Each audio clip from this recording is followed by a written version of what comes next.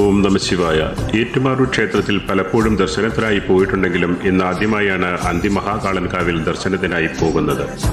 കേരളത്തിൽ ആരാധിക്കപ്പെടുന്ന ശൈവമൂർത്തികളിൽ പ്രാധാന്യമേറിയ ഒരു മൂർത്തിയാണ് അന്തിമഹാകാളൻ. സന്ധ്യാനർണത്തിൽ ഏർപ്പെട്ട ശിവനാണ് അന്തിമഹാകാളൻ എന്ന് വിശ്വസിക്കപ്പെടുന്നു.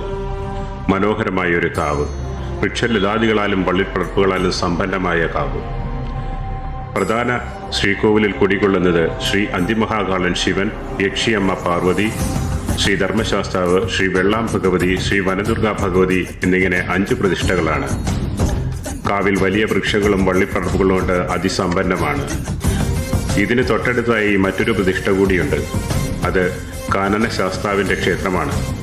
അങ്ങനെ കാവിൽ നന്നായി തൊഴുത് വളരെ കാലത്തെ ആഗ്രഹവും സാധിച്ച് പതിയെ അന്തിമഹാകാളന്റെ അനുഗ്രഹവും പേറി ഇനിയും എത്താമെന്നുള്ള ഉറപ്പോടുകൂടി ക്ഷേത്രത്തിൽ നിന്നും